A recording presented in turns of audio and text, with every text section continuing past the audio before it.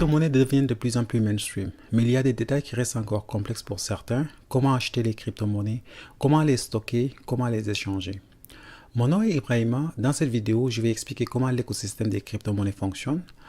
Cette vidéo va être divisée en deux parties. En premier, je vais parler de comment une transaction en crypto-monnaie fonctionne. Ensuite, je parlerai de comment et où acheter les crypto-monnaies.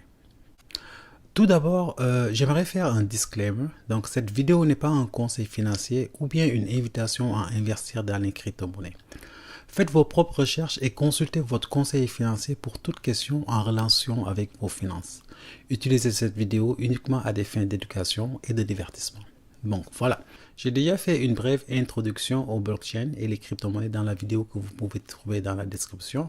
Aujourd'hui, je vais apporter des clarifications sur le fonctionnement des crypto-monnaies. Comme exemple, prenons une transaction normale par carte bancaire, donc carte débit, carte crédit, PayPal ou Interac. Un client veut un produit ou bien un service. Il présente sa carte à un vendeur ou prestataire de service pour payer. Le marchand envoie les détails du paiement à sa banque à travers son terminal de carte. La banque du marchand envoie les détails de la transaction dans le réseau bancaire. Donc, il y a une demande d'approbation ou bien d'autorisation de paiement qui est envoyée à la banque du client. La banque vérifie les détails de la transaction. Si tout est en règle, la banque envoie un code d'approbation à travers les mêmes canaux. Le terminal de paiement du marchand collecte les informations de la transaction approuvée et donne un reçu pour compléter la transaction. En gros, voici une vue simplifiée d'une transaction. Comme vous l'avez constaté, on a besoin de l'intervention de plusieurs parties prenantes pour que ce système fonctionne et que les différentes parties aient un lien de confiance. Juste pour le fonctionnement de ces parties, plusieurs frais vont être générés. Frais de réseau, frais de tenue de compte, frais d'assurance, taux d'intérêt, etc. Cette transaction est effectuée avec le devise du pays contrôlé par une banque centrale. Selon Wikipédia, une banque centrale d'un ou de plusieurs pays est une institution chargée par l'État ou bien un ensemble d'États dans le cadre d'une zone monétaire comme la zone euro de décider d'appliquer la politique monétaire. Elle joue tout ou partie des trois rôles suivants. Assurer l'émission de la monnaie fiduciaire et contribuer ainsi à fixer les taux d'intérêt. Superviser le fonctionnement des marchés financiers. Assurer le respect des réglementations du risque des institutions financières, en particulier des banques de dépôt, jouer le rôle de prêteur en dernier ressort en cas de crise systémique. Les banques centrales n'ont pas un rôle strictement identique ou la même organisation dans tous les pays. Elles peuvent notamment partager leur pouvoir avec d'autres institutions. Comment la même transaction pourra se faire à l'aide d'une crypto-monnaie? Tout d'abord, abordons la base de fonctionnement des crypto-monnaies. Vous vous êtes probablement déjà demandé c'est quoi le crypto dans la crypto-monnaie. Crypto renvoie à la cryptographie. Comme je l'avais expliqué dans la vidéo de démonstration des blockchains, on a deux éléments très importants dans les blockchains, le hash et l'encryption. Le hash, c'est pour l'intégrité des transactions et la compression de données. L'encryption, c'est pour la sécurité et l'authentification du propriétaire. Parlons un peu de Public Key Cryptography, PKC, ou encryption asymétrique. La base de la cryptographie dans les blockchains, son but est de passer facilement d'un état à un autre tout en rendant l'inversion du processus presque impossible. Et en même temps, prouver que vous avez un secret sans exposer ce secret. Le produit est par la suite une fonction mathématique à sens unique, ce qui le rend idéal pour valider l'authenticité de quelque chose, c'est-à-dire une transaction, car il ne peut pas être falsifié. PKC repose sur un modèle de deux clés, la clé publique et la clé privée. Par exemple, si on a un texte qu'on veut encrypter à l'aide de la clé publique, seule la personne qui possède la clé privée est capable de décrypter ce texte avec sa clé privée.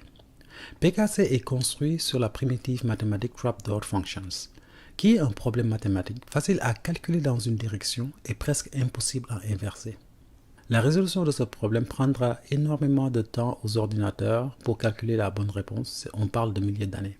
Dans le contexte de PKC, des astuces mathématiques telles que la factorisation des nombres premiers sont les trapdoor functions qui rendent impossible le reverse engineering, c'est-à-dire le forgeage de signatures digitales car elles nécessitent à un ordinateur de résoudre un problème mathématique pratiquement insolvable. L'objectif général de l'encryption asymétrique est de permettre une communication sécurisée et privée à l'aide de signatures digitales dans un canal public où il peut y avoir des eavesdroppers ou écoutes potentiellement malveillantes. Dans le contexte des crypto-monnaies, L'objectif est de prouver qu'une transaction dépensée a bien été signée par le propriétaire des fonds et n'a pas été falsifiée, le tout se déroulant sur un réseau blockchain public entre pairs. Lorsque vous possédez des crypto-monnaies, ce que vous possédez réellement est une clé privée. Votre clé privée déverrouille le droit de son propriétaire de dépenser les crypto-monnaies associées.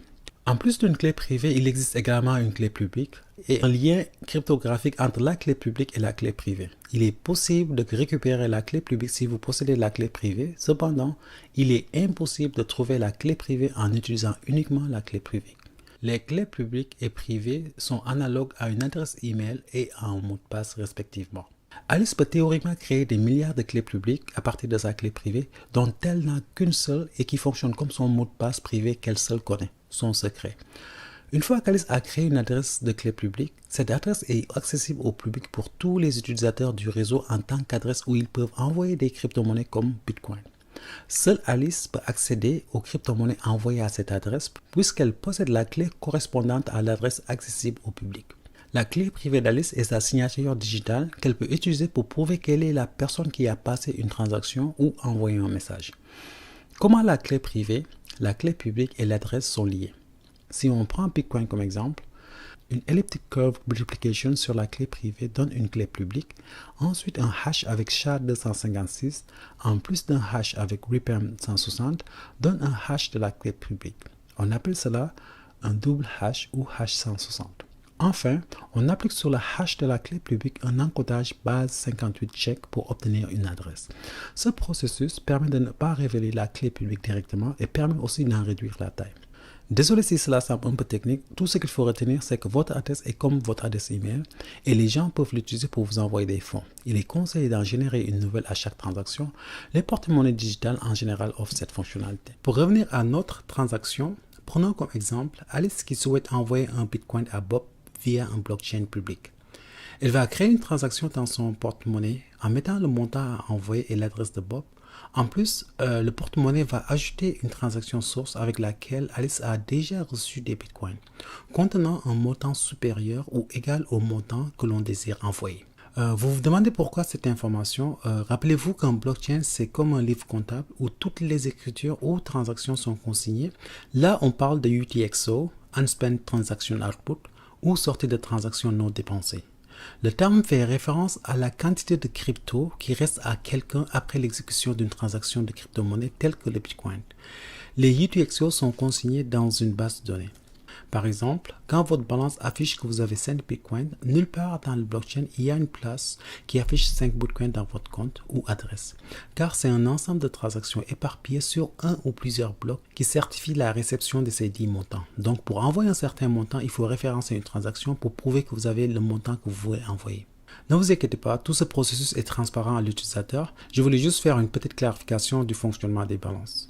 Donc, une fois ces informations rentrées, la transaction peut être signée avec la clé privée d'Alice, ensuite envoyée dans le même pool du blockchain. Le même pool est un pool où toutes les transactions sont broadcastées. Les mineurs peuvent puiser ces transactions pour les insérer dans un bloc. On appelle ça le minage. Avec Bitcoin, les transactions sont une série d'utilisateurs qui envoient et reçoivent des Bitcoins aux adresses publiques des uns et des autres en tant qu'entrée et sortie dans le modèle de transaction UTXO de Bitcoin.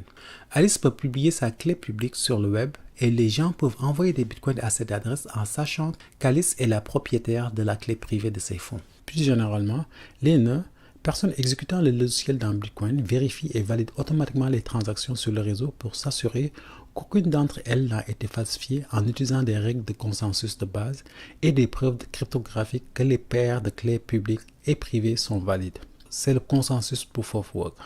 En conséquence, il est presque impossible de forger des transactions des crypto-monnaies comme Bitcoin qui utilisent PKC car elles sont protégées par des hypothèses de preuves mathématiques.